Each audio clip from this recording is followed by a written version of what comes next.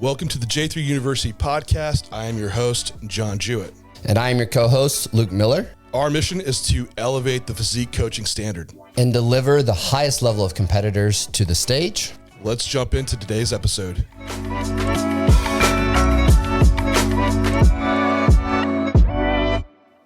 What is going to ruin your show day? Having your tan off. And that is the most frustrating thing. And I've been there with a muddy tan. Looks like I jumped in a mud pit. I've been there. Looked like I didn't even put tan on. And this is at the pro level. Like, I'm supposed to be a professional. I look like an amateur up there. So we wanted a valuable podcast for you today.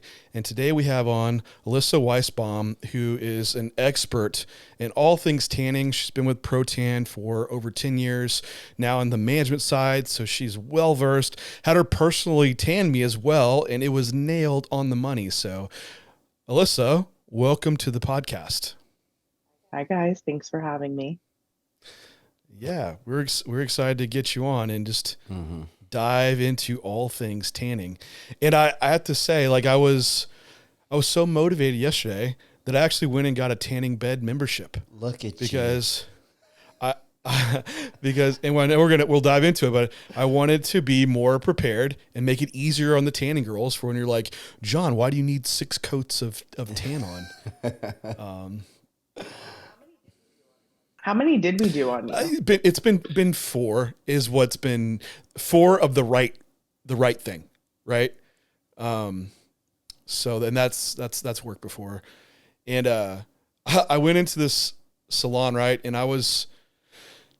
it had been a little bit from a meal. So, oh man, they're like young in there and just like going off about this is the bronzer and the intensifier in this bed. I'm like so zoned out. I'm like, yeah, just whatever. Just give me this. Like, Alyssa said, I need a lotion. Like, give me the lotion. And it's like, these lotions are legit expensive. They're like $120 for one. I went like for $50. I got one, which is probably all the same shit, just different levels of brown dye in it.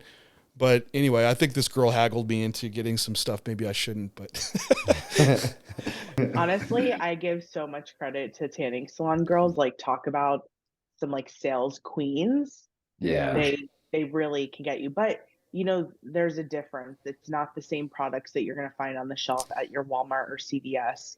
It's very specific,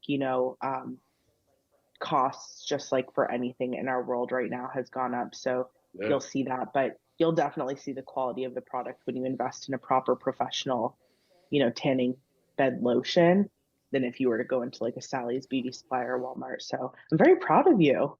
I know. I wanted to come on and make you proud. And I think that's probably a good jump off point. I kind of wanted to talk chronologically into when should we start thinking about tanning bed or no tanning bed, and what does that mean for skincare early, that far out, and lead that all the way up to show day. So Back to the tanning bed. This is something that I might need, but might not be for everybody. So how do you guide the conversation for people when they're like, Alyssa, when should I start using a tan bed or should I? So I try to use a general umbrella of a rule of ones. And it sounds silly, but it's something I made up probably a year ago because I was noticing that athletes being able to retain the information of skin prep and everything they needed was getting too complicated. My coach says this tanning company says that. I watched this YouTube about that, and my sister's cousin, twice removed nephew, competed in the 80s and says this. And so I was trying to find this like baseline of education and what we could follow. And that's where the rule of ones came up with.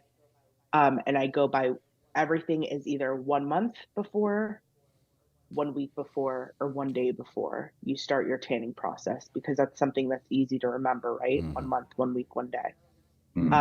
Generally speaking, you should be thinking about everything that you need for the competition tanning process no later than 1 month out. That could be whether you're booking your tanning appointment. That could be ordering your DIY tanning supplies. That's when the thought process should really start.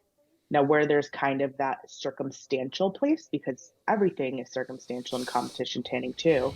So it's kind of an oxymoron with my rule of ones, to be honest, but it works. There's a rare occurrence. Um, is tanning beds, which you've brought up, and it's something that you've been able to benefit from. I personally am not against it. I think tanning beds could be a fantastic tool for anybody, whether you're competing or not, when used appropriately and responsibly. I'm a Russian, Polish, very, very light porcelain skinned individual. For me to go in to build a base tan, a month is not going to be enough time for me. Burning is like an absolute no no when it comes to any type of spray tan that you have. It's really damaging to the skin. And as I've shared with you before, I underestimated Florida sun exactly a year ago from this week. And I was wearing one of these crissy crossy bathing suits out in the sun, didn't reapply anything, and I got burnt to a crisp. And so I had these grids on my chest from the design of the bathing suit. We're now a year down from that. That was literally a year ago in 2022, and I still have those lines on my chest. So that just goes to show you how damaging and deep, improper sun exposure and UV exposure can hurt your skin. It's going to hurt you when it comes to the tanning process. You need any type of spray tan, a clean canvas, so that that product can properly be applied, absorbed, and developed.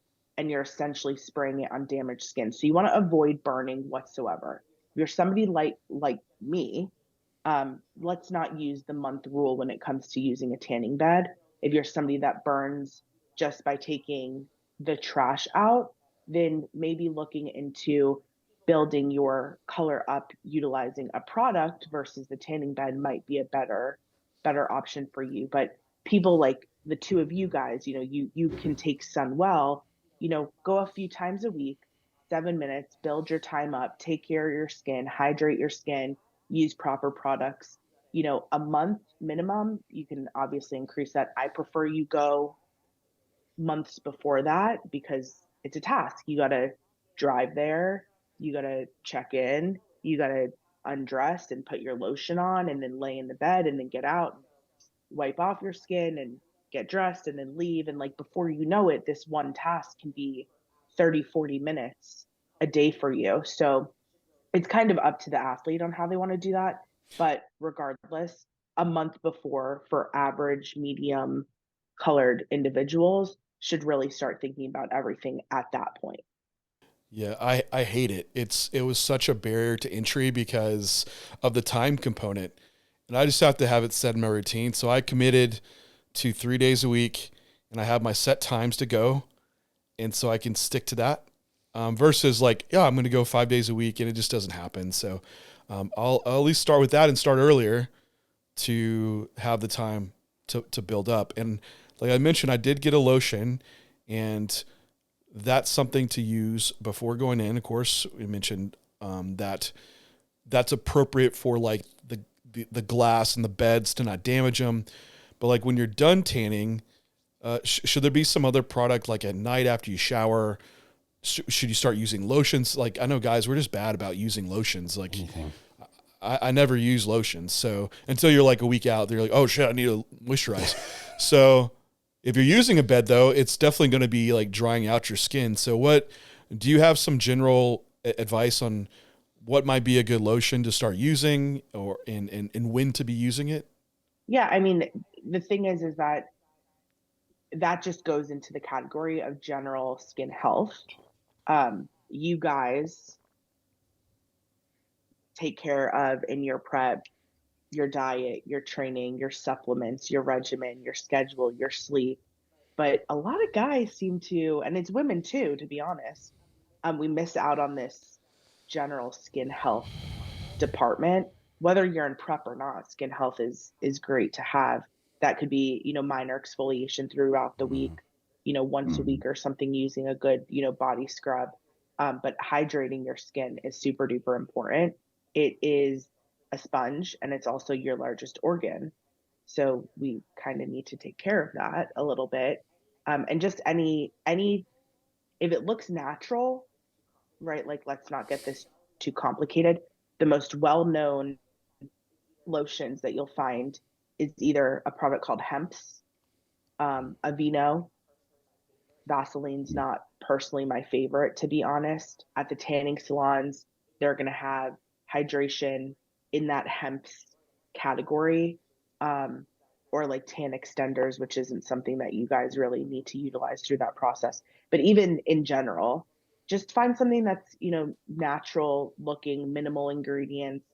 Read the label the same way that you would read something that's going to go into, your mouth and digest it in that sense. Don't make it too complicated. Just go to your CVS, go to your Ulta, ask the tanning salon, and start moisturizing. I mean, it's not a bad thing, and it makes your skin feel really lovely. Yeah, Especially, just like oh, you want me to go? Coke, Coke, I was going to cocoa say, butter. yeah, cocoa butter. I was going to bring that up. I've used that with athletes, and I used that myself the last time I competed. What, hemps?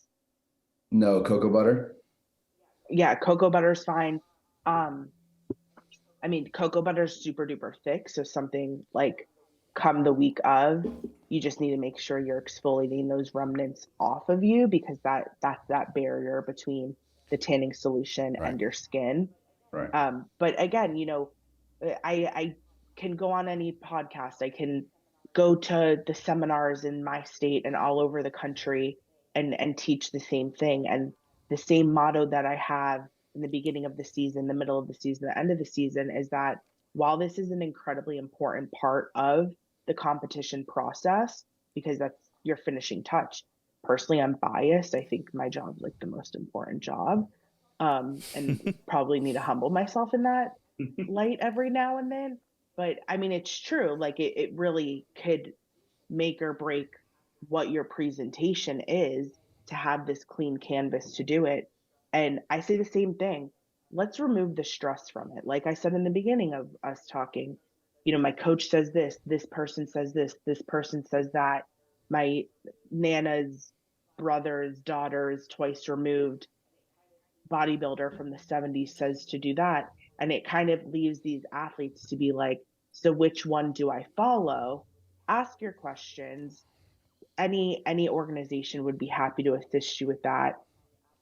Drop my email somewhere below. Reach out to me, ask the questions that you need. But regardless, let's just remove the stress out of this. Let's make this the easiest part of, sliding into that show for the athletes, because it really isn't that complicated. That gives some good framework, I think, around just the tanning bed aspect. Starting the frequency early enough, building up your time, having a good product pre, having a good lotion. One thing each you did mention around removing some of the lotion pre, but that brings up another idea around like exfoliating and how early should that be done? What kind of product might be utilized? And I remember with this, the rules of one, and we've talked about ordering products early enough. So, what about exfoliation and products that might be utilized early on and not procrastinating on them? Right. So let's talk about the rule of one. Exactly. So that we can kind of picture this all together. 1 month away, we're ordering our products that we need, whether that be skin prep and we're getting service somewhere. We've made our appointment. We've ordered our DIY products if we're DIYing. And we've figured out what we're going to do. If we're going to go into a tanning bed, we're starting that at 4 weeks or more, 1 month or more before that. 1 week before the show is when you want to start exfoliating every single day. Not too harsh, not too light. You could be too abrasive on your skin and cause micro tears, which will have an adverse effect. The result that we don't want as professional spray tanners to happen to your skin. So don't be sitting there aggressively scrubbing or anything. That's your 1 month and your 1 week. A lot of people hear stop the lotion, stop the deodorant, stop the cologne. That's not necessary. Keep up what your regimen is up until a day before. The day before, that's when we want to remove all of our body hair. Unless you're waxing, that's a different story. That needs to be done the week before.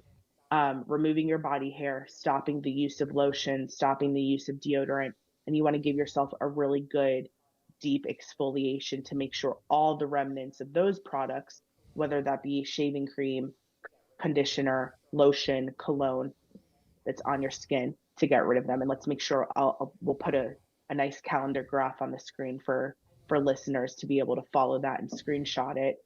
But I normally say that 1 week before for exfoliation, we're doing it every single day. And keep in mind, our show is on Saturday. That doesn't mean we're going 7 days before that. We're going 7 days before we start the tanning process, is what's going to happen. This is going by the tanning process.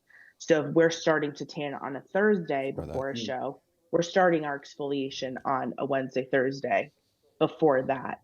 And every single day when we're in the shower, we're giving ourselves a nice deep exfoliation from neck down. Women, we spray our cologne, our perfume on our neck, on our chest, on our wrists. We go like this. Guys, I don't know what you do. I've seen guys do the same thing. My significant other sprays it into the air and runs through it for some reason. I don't know if that's a thing.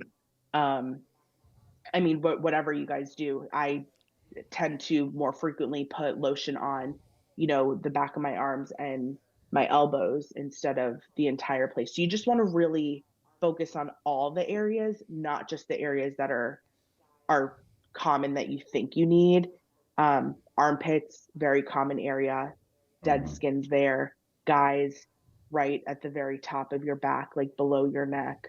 Common dead skin area, lower back, lower abs. Women tend to get this spot, professionally speaking, between the cheeks. And it's actually just a callus that was developed because as their body fat started getting lower throughout prep, their bone pretty much was hitting that, and it's your body's reaction to protecting that area. Does that make sense? You guys know what I'm talking about? Those like 2 marks underneath the inner cheeks, right? And it tends to be dark when tanned because it's dead skin, because it's a callus. So we really, neck down, be very diligent, neck down to your ankles. How many guys have you seen on stage that their feet and the back of their ankles and their ankles look darker than dark, and you don't know why? It's because it was dead skin and it wasn't exfoliated properly. So at least a week, you really want to be paying attention every single day to a really good time. And to be honest, use it as your quiet time or whatever you need in the shower. Like, it's just part of the process. You have to do it. It's going to help you have a better result. Throw some music on in the shower. Call your girl or a friend. If you don't have anybody that can help you with your back, there's plenty of really cool tools to, get back there and do so, because that little 15-20 minutes that you're going to take at most to do that is going to make the world's difference on the end result once you start that tanning process. Product wise, I'm a biased person. I think Get Buffed is the holy grail. If you do anything or buy anything in regards to your competition tan, Get Buffed is fantastic. It's not too abrasive. It has just the right amount of beads inside of it. And whatever you do, those Tree Hut tubs, the brand is called Tree Hut, but it's like watermelon sugar rush and vanilla cocoa bean, chamomile. Anything that looks like that, smells like that, feels like that is an absolute no-no. Yeah, I've seen those. When it comes to because this is part of that 1 week before that hair removal process. I have a lot of athletes start fairly early, as far as a week out or more, because I've worked with a lot of athletes that'll get the razor bumps or irritated skin. Is there a way of hair removal that you feel is the best way to go? I know some people go the waxing route. I know some people use a Norelco one blade. Some just go old fashioned. Is there something you see work typically better or worse than others, or kind of down that route? I mean, everybody's a little bit different. There's some competitors that come in and have never shaved areas a day in their life, and they're 30 years old, and their coach just told them 2 days ago, "Oh, bro, you need to shave this off." So we could, see proper definition on stage, and tan can really absorb right. It really is what's best for you. If you have no problem shaving, go ahead and shave. if you are known to get ingrowns and razor bumps, maybe explore the waxing or the sugaring route. I think it's fantastic. It's a minor amount of time of discomfort and like smooth as a baby's bum. Your hair is gone. It's a great process and it's fairly affordable too these days. It's very common. European wax centers are a national chain. I happen to really like them. If you have an esthetician that does sugaring and is experienced in it, try the sugaring route. The blade you were talking about is that electric, like very, very small handheld, right? Is that the one like Yeah. a Philips something? Oh, That yields fantastic. my game changer. That is phenomenal for me. Yeah. And I mean, it helps too, because first of all, the impact you're having to your skin when you're getting the razor bumps or you're getting ingrown hairs, that's painful. I don't want anybody to have to go through that. Like that's not exciting. And you know, the base of products tend to have some type of alcohol to them. Now it's just stings. So like it's not a good experience at all once we get to that point and those things have happened and there's technically open wounds that are on your body. We don't want that to happen. If that's an issue of yours, explore these other options. If it's not, carry on how you wish. Let's get a promo code from Philips on that razor. That razor is fantastic, very easy. I think you can use it on dry or wet skin. Yeah. So it makes it super easy. You probably have Renee in the shower with you getting your back. No shower, no water. Cut the time in half. Like she does my back while I'm have one doing the front. So it's like super efficient that way. Someone might ask, like, what about Nair? Because that's putting a product on your skin. It can cause some irritations happen to me. So I guess it's probably another one that's just, it depends how your reaction is. So I'm check out these pictures. Of Clinton has some work to do. I hope he like knows to plug all this in. So sorry, dude. I got examples. Look at these pictures of damage done by Nair.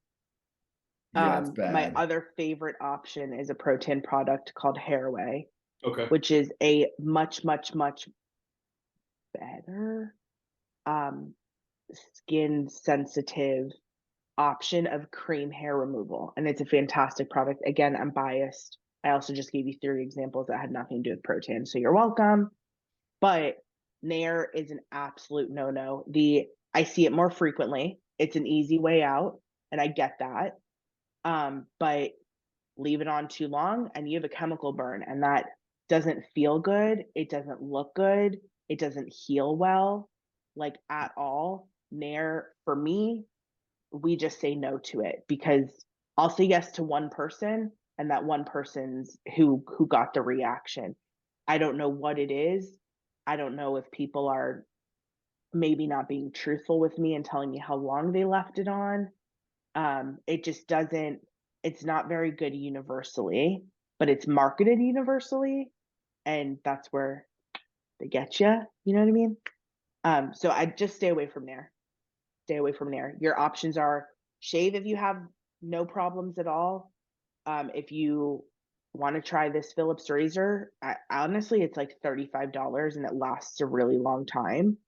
Do that. If you're not comfortable with any of those and you get those ingrowns and stuff like that, exfoliate your skin really well and go get waxed or sugared. There's multiple different options out there that can yield a very positive result for you without hurting you. We're not trying to hurt you. I think as a guy, when you hear like exfoliate, you think just scrub the piss out of it, right? But that inflames the skin. And one thing that I wanted to bring up, because this would probably start sooner too, is inflaming the skin and acne, because that's a common issue in what we see too, which is really hard to tan, I'm sure. But just a point like on our end around, prepping individuals is that, the skin is an organ that you're going to probably improve the most from inside out.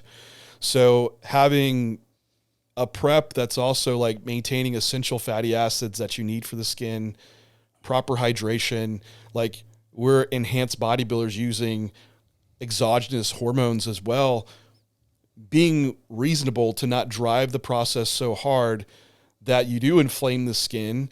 And there's a different look that we see on people that are just abusing these substances. And I'm sure that gets into even like people that maybe doing overly aggressive water cuts and diuretic usage and how that impacts the tan. But not to get too far off on a tangent there. That's kind of like we could talk about that, the internal aspect of prep management on another time. But acne, is there anything you wanted to address around that? So on the body, that's something I have no control over. And depending on what you're taking, there might be an athlete, of those vitamins that they don't know that might happen at all. If you're an esthetician out there, this one's for you. Right on. I think estheticians are the world's most underappreciated service technicians. They're brilliant. They have wonderful training. They know so much. They're affordable services to go to. If you are experiencing something like that, and cannot afford to either go to a dermatologist, it's going to keep happening, right? Like you're going to keep taking those vitamins. This isn't something where I wake up and from a certain medication, I'm having dry skin. So what behind the counter skincare regimen can I take? It's not like that. You're obviously going to keep taking these things, and we know why those things are happening. But there are products that can help, bring down those issues on the skin. I want to say like AHA and BHA body washes or lotions that it's in, things that I'm not going to overcomplicate. If you have an issue like that, find a local esthetician, talk to them, be honest, do not lie to them about what you're taking, be educated about what you're taking, talk to them about what are some products leading up to this that I can assist my skin in that healing process to decrease those, symptoms that are popping up on my skin. Go see a professional esthetician. Don't guess it. They really are fantastic, and they're smart, and they know the epidermis better than, a dermatologist does, but they're very, very smart. Go find yourself a local esthetician. Some of that. Sorry, that was a big dump. Yeah. We could probably do a whole podcast just on acne. So that's, for another time. I was just going to say cleanliness habits as well, with as much as we sweat, just because that sebum production that produces acne is going to increase. How many people do you see wake up, do their cardio, sweat, leave their clothes on, and then they go train, or they don't shower before they go train, and then it's just like a problem that reoccurs. But I think that starts to bring us to some of the one day out stuff. And the one that I wanted to bring up kind of around that is the Dawn dish soap or the shower or whatever that may be, and kind of like your thoughts on that and what that one day out prep looks like, because we've covered a lot of the like 1 week out stuff. So there's, just like I told you, the Tree Hut is like a no-no product. Dove is also a no-no product. You shouldn't be using that the whole week anyway. Check out the list of products here. And your editor is going to hate me, but Sorry, the Dawn dish soap, the way it can be explained to somebody is the duck commercial, right? It's stripping all the oils from your skin. But I'm not an oily person. So hey, John, hey, Luke, I'm not an oily person. Like, do I still need to use Dawn dish soap? Because what's like really the point? I use this very bare, plain HOSSTILE soap. Is this okay to use? Yes, it is fine. Like, to me, telling people to go use Dawn, every single person, when their skin might not really require that, is sometimes overcomplicating it in that sense. Not everybody needs it. And, Joey had a client last week that is very, very oily.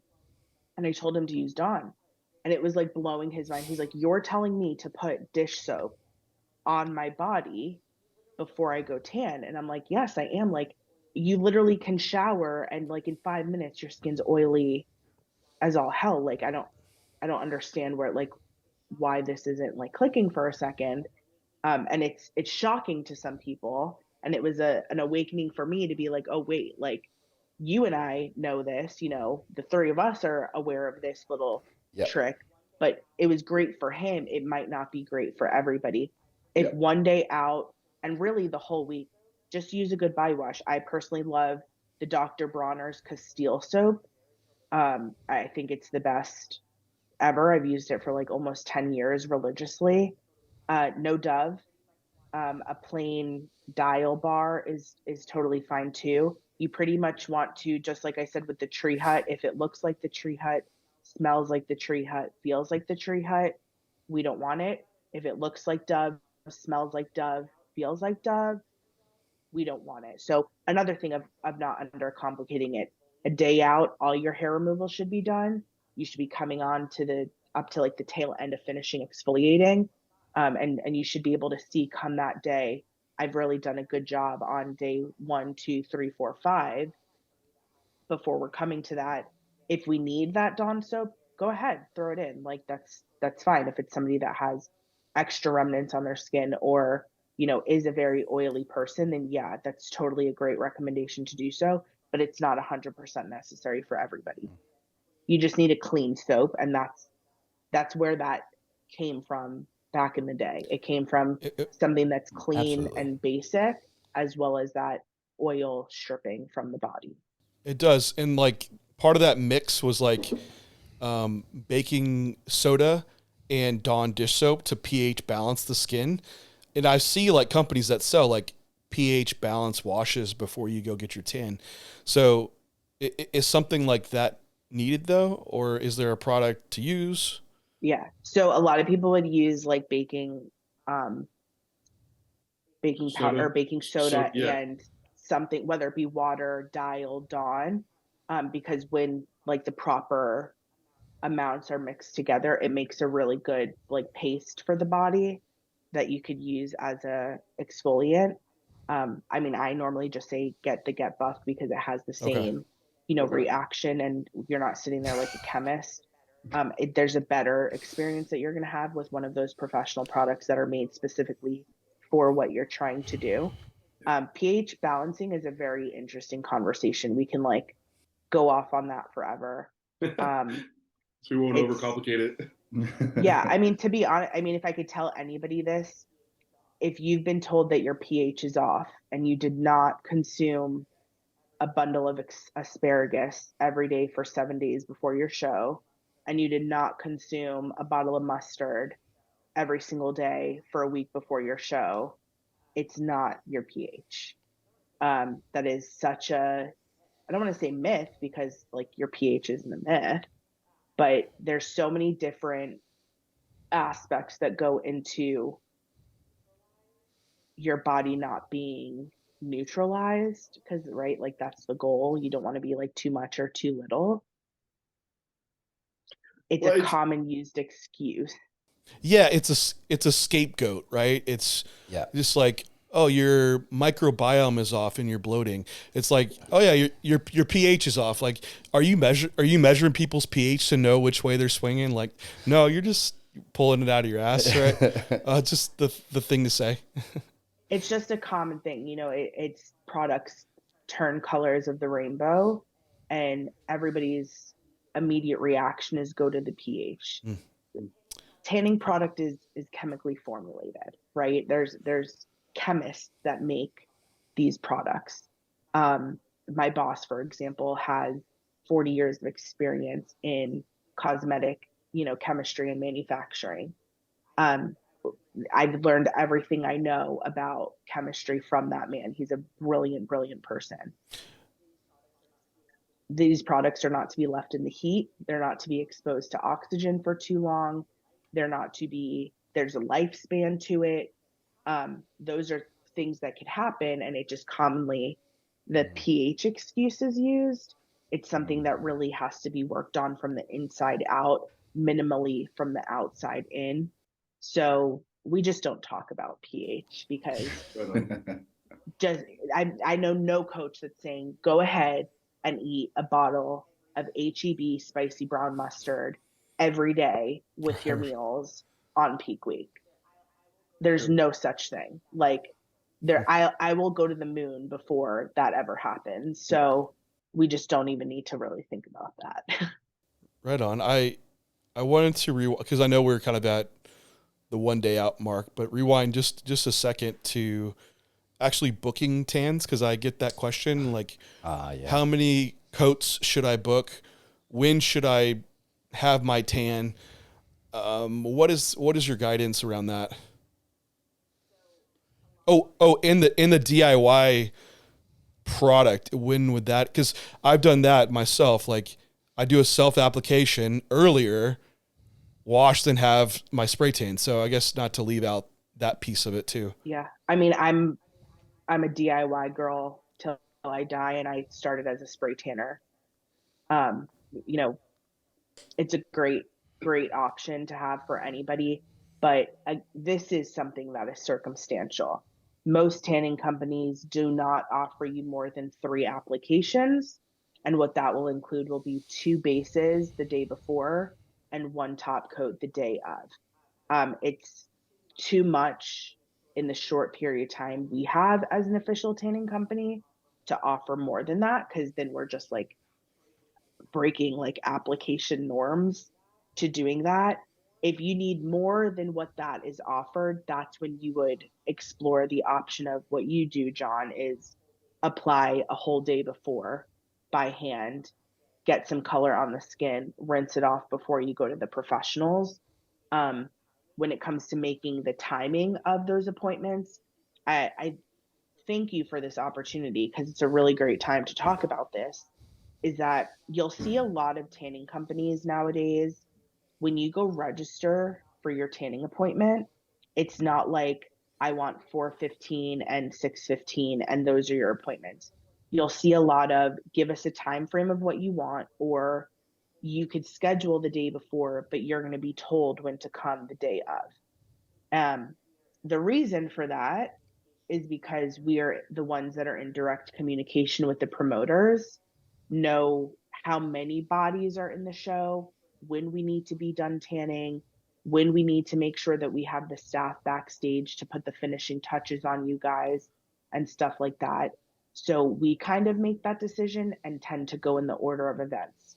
So if bodybuilding is on stage first, we start the tanning appointments with bodybuilding. Whoever's next, we glide our way through that, and schedule that way. So on the timing perspective, aspect of that, I would really come Friday, you should be just chilling. You should be posing, you should be eating, you should be checking in with your coach, going to get your tan, checking into the show and putting your feet up, right? I mean, you can call me your like tanning prep coach, but you guys are way smarter than me. And so you really should have the time to go to whatever tanning appointment you're kind of given to go to, you know what I mean? So I would take that easy. If you're doing any type of coat ahead of time, a whole day before, do that. Make sure you get a good 12 plus hours of it on your skin. Then you can rinse lukewarm water, rinse until the water runs clear, towel pat dry. Once the tanning process begins, whether that be spray or by hand, no more exfoliating, no more shaving. You're done on the skin prep from that perspective. DIY, completely different story to an extent. If you have questions about that, reach out to me. I offer this fantastic, overwhelming experience for myself, for everybody else, that if you send me a check-in picture that you sent to your coach, no tan, natural skin tone, I will build your cart and tell you your protocol so that all you have to do is literally add to cart, check out, and follow what I tell you to do. And I believe, the girls and I have a record of never being off on telling. I mean, you could probably say, John, I told you what I was going to do, and that's probably what we did. And then it turned out how it did. So, the girls and I are very trained for that eye to be able to tell you exactly what products are needed and what to put on. So I wouldn't overcomplicate that here, but Yeah, right on. Well, I guess we can jump back to the actual 1 day out mark because you're going to go get your spray tan and the basics. people, you probably see people mess up still of like what they're wearing or how to take care of your tan immediately after. So what do you should we wear some tight fitting clothing and backpacks and what is your advice there? Loose and baggy clothes always. Preferably no brand new t-shirts. So if your show shirt happened to be like red or green that, your promoter had given you, don't wear it. You're not 100% sure if something had been like pre-washed before it was manufactured to give to the consumer. But loose and baggy clothes, nothing new. Wash it if it is new before you put it on. Nothing with super tight elastics. No joggers with a tight ankle. Slides or flip flops are fine.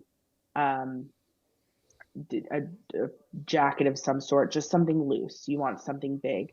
Anything that happens is totally fixable and you're fine. You'll make sure that you're dry before you put some clothes on. And that's it. It really, I'd say the most common thing I see has nothing to do with clothes. It has everything to do with deodorant. And I see a lot of people that, quarter turn to the right, lift your arm, and they lift their arm, and I see deodorant, and I put the gun down and turn the machine off and go grab the baby wipes and tell them to wipe their armpits and dry their armpits and stuff. I see that more frequently. So in preparation of going to your tanning appointment, show up a little early, loose and baggy clothes. If you're going to bring a bag, carry it out. Do not put it on your shoulder. No deodorant, no lotion. All of that is off of your skin, and that is it. Nothing else. Protan, we personally provide coverings for males and for females, any FDA accessories that you need. Those are complimentary and they're at every single show. If it's not Protan and you're unsure of that, bring a stock of some sort. It's nobody's looking for you guys. It's nobody's looking at those certain things, but there is a level of professionalism that should be maintained in that spray room. And I do recommend bring an extra sock, just in case to cover yourself. If you're in bodybuilding or classic, you need to be wearing something that is smaller than your trunks. If you are in men's physique, then you need just boxers are perfectly fine that you don't mind getting a little dirty. It will rinse out once you wash it in the washing machine, and just come ready to go. I consider that room a sacred place. You're there, you're checked in, let us handle the rest. It's a 50-50 job. You do 50% of the work before you come to me. I'll finish it out at 50%, up until the show time.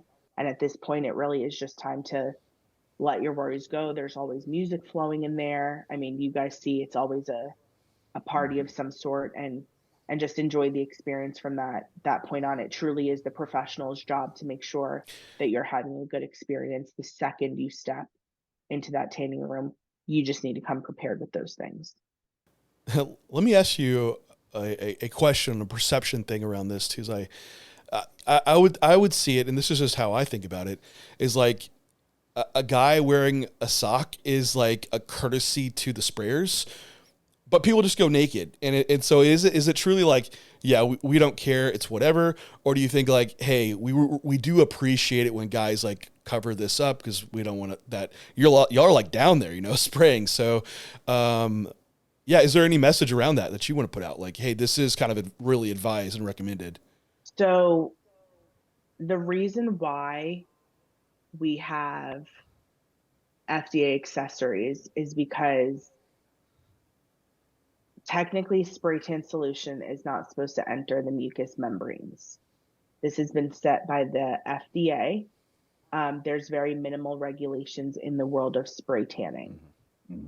This is something that was thought very meticulously and thoroughly by Stacy Kaufman and myself.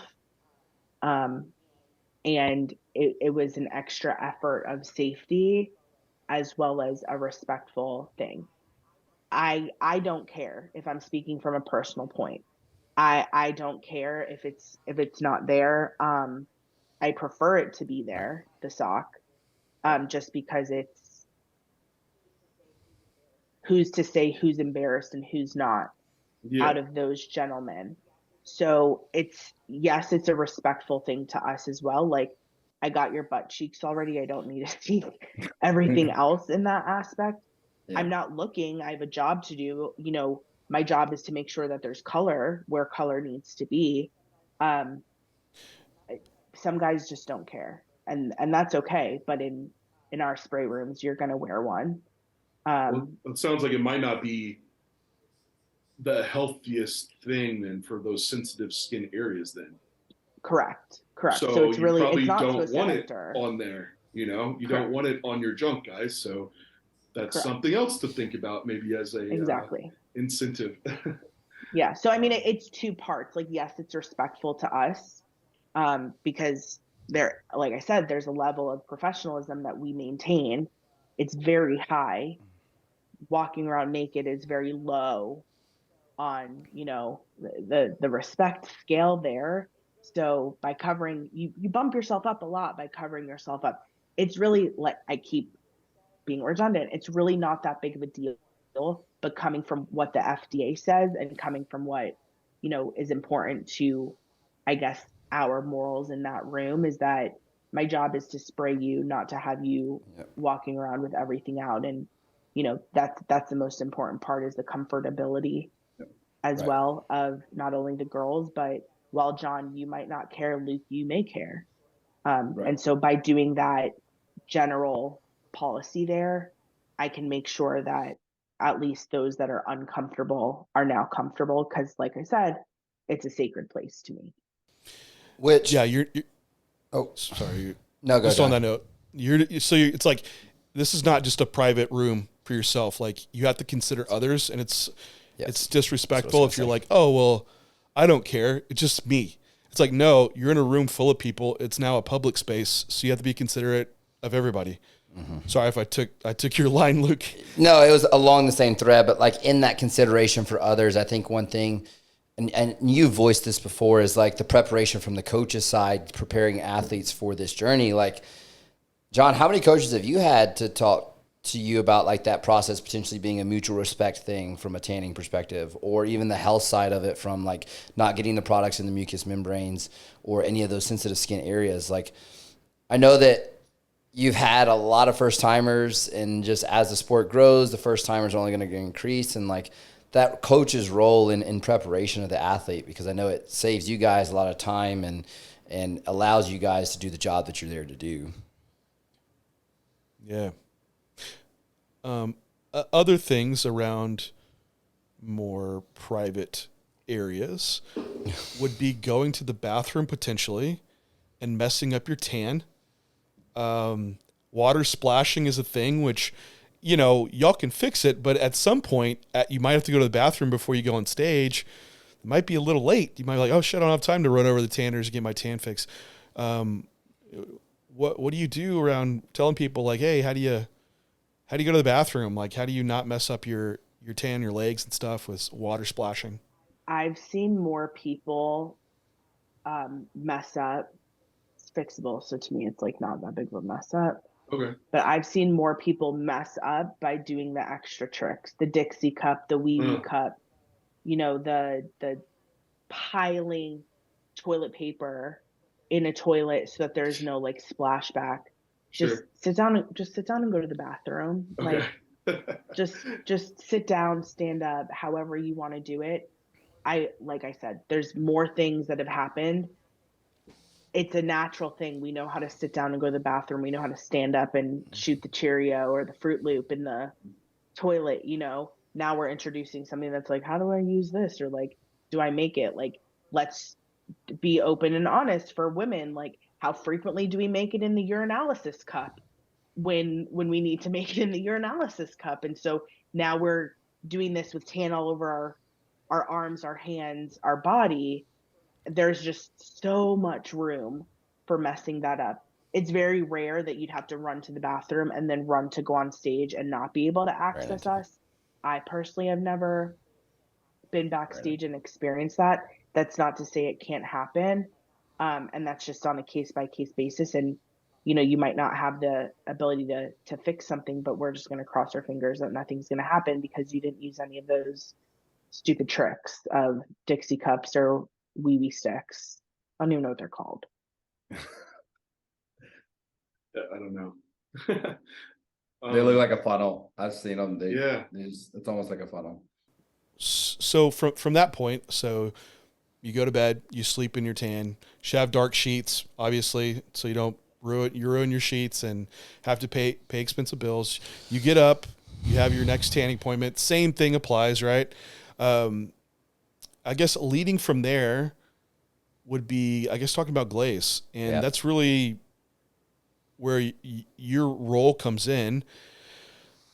Any issues that you would bring up around glazing? Because what I've run into, just from an athlete, is the expediters running when I get glazed, which is like, glaze up, guys, hurry up, it's time for you to go. And it's like, all right, I get glaze on, then I'm like dry as in line. I'm like, I don't have any more glaze on now. Like, why was the damn expediter telling me when I should be getting my glaze on? So, what errors can we avoid as competitors around getting glazed? Unfortunately, I think that what you had used as an example is something that I don't think that's ever going to go away. Yeah, because there's 200 people in a show and 10 people in the class, and they're chronologically getting every class, A, B, C, D ready and lined up, and have to do it that way. This is where I think like coach education and whoever's with that athlete backstage is really, really important, so that they're in the know of it and can educate their client about it. It doesn't hurt to always have an extra bottle of muscle juice or something of your own property to have in the event that you need to run over, have your coach throw some more on you before you're getting on stage, pending that they are backstage. Knowing your body, where you're dry, where you're not dry, and a lot of it is, I don't want to say common sense, but also common sense too. John, you're probably going to get more dry, in your upper back and maybe a little bit on your abs, and your inner thighs are probably going to be a common area for you to go dry relatively quick. Yes, no? Yeah. That was a guess. I actually don't think I've ever been backstage with you before.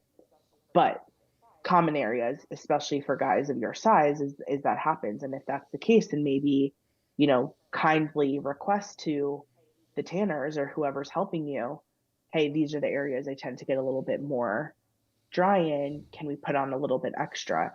Let's say it's too much. All you have to do is really wipe some off before you get on stage. And that just might be the better option and alternative for you guys to take instead of being like completely dry. Common as well is tanning companies will have their girls float around. They might be right at that line before you get on stage, catch those areas and help you with it. Everything is different. That might happen, that might not happen. Your coach might not be with you. Your coach might be with you. It depends on what type of oil they're using. Personally, I love me some muscle juice. I think it's the perfect amount of thickness in an oil to be utilized. It doesn't absorb that quickly. It kind of sits very pretty on top of the skin. Anything that has like an aerosol that's being sprayed onto your skin, I'm against the PAMs and the cooking spray stuff. It really can break down your tan, but specifically bodybuilding oils that are made to react or not react with competition tanning products are your best bet. You just don't want to use a dry oil if you're looking for a very sheeny look. Yeah, what I've done is like whatever company you're booking, get their oil ordered in advance, then have whatever you need, gloves, towels, so you have that on hand backstage for yourself. Get yourself a backstage buddy. A lot of times we're going to shows, we know people that'll be back there. If you don't have your coach back there, like, oh, my coach can't buy a backstage pass. Like, well, maybe you have a competitor buddy that's there, and y'all can help each other out and just hang out back there. And that way you have some. So I'm with you. So, I mean, so I with feel like, and correct me if I'm wrong, obviously, like being in Texas now and living here, I've seen Luke more in the past 2 years than I did the 2 years before, obviously, because now I'm definitely going to all the Texas shows Yeah. that Protan is servicing. So we see each other frequently. And we've been in situations before where there's an athlete and you're standing next to your own athlete, but there's another athlete that isn't yours that's asking questions. And while that person might be competing against yours, here's some helpful tips, or you should do this, or in my opinion, or my professional opinion, you should do that. That's more frequent. The camaraderie backstage, no matter who the coach is, who the athlete is, who's in each other's class, is going to be more frequent. And then also, go back to what I was saying about the spray room being a very vulnerable place and this trust that's being built between us and the athlete. They feel comfortable talking to us and what we think about it because we do this for a living, whether it be, yeah, it's a side gig for the girls and, my full-time job and some of the managers' full-time job. We're there to help you with that. We're there to answer those questions. We're there if you have that connection with somebody and you're going to be dry and you maybe didn't realize you were going to be dry in certain areas, that you could run back and be like, hey, Alyssa, is this okay? Like, do you think I need more? And we can, give you a quick little look over. And now I'm rambling. You're going to be fine. The girls on that team are just absolutely phenomenal. Like the amount of shows I won last year because of y'all's help was ridiculous. Yeah, I mean, it's important.